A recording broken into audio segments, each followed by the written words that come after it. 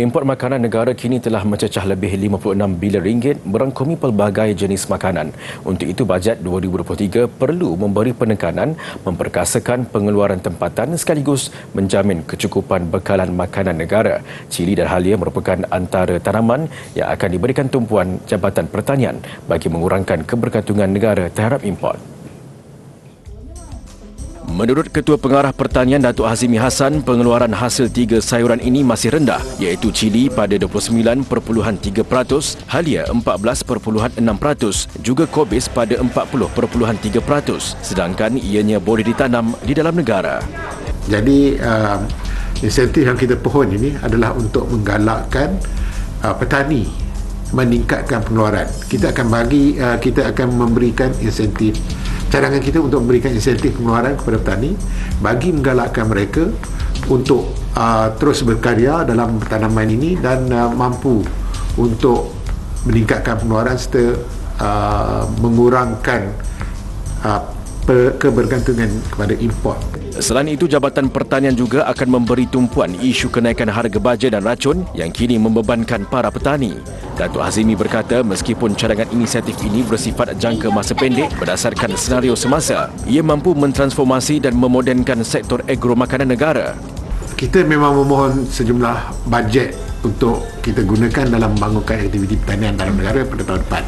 Kita berharap bajet ini dapat pertamanya meringankan beban yang ditanggung oleh industri player, petani-petani kita akibat daripada pandemik, dan susulan daripada akibat pandemik ini kos-kos bahan mentah ataupun kos-kos input telah meningkat. Jadi kita berharap dengan bantuan-bantuan yang disediakan oleh kerajaan, inisiatif-inisiatif oleh kerajaan ini dapat meringankan mereka. Dalam pada itu, Timbalan Pengarah Penyelidikan Institut Penyelidikan Hazanah Dr. Sarina Cik Omar berpendapat sudah sampai masanya kerajaan melaksanakan perancangan jangka masa panjang meningkatkan produktiviti pertanian sebagai jaminan sekuriti makanan negara. Kita dah nampak sekarang seperti masalah perubahan iklim, seperti yang kita lihat sekarang masalah banjir semakin teruk. Sebenarnya dalam jangka masa hadapan paras laut akan naik.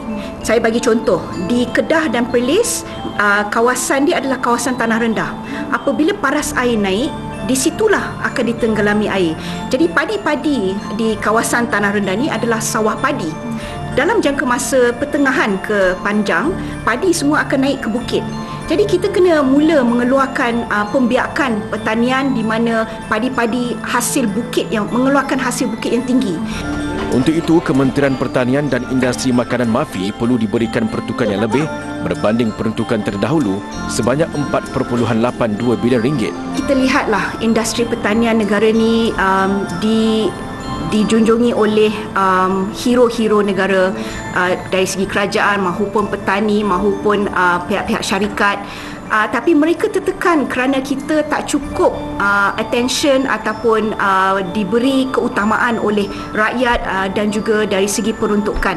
Jadi tanpa peruntukan dan juga attention daripada kesemua pihak, bukan sahaja kerajaan, kesemua public juga, kami rasa kita punya security makanan mungkin akan terjejas. Dan ini pula arahan usahawan tani sempena bajet 2023. Yang masalah sekarang ni, kita boleh jual, tak ada masalah untuk jual. Tapi bila input pertanian ni mahal, contohnya bajet AB, baru tahun ni, awal tahun 120, hari ni kita beli 180. So 180 tu kalau kita nak dibaitkan balik, mungkin kita boleh untung sikit je. Kalau tidak diganggu oleh, orang kata, cili ni yang kita tanam ni, dia ada satu lagi cabaran dia adalah import yang masuk.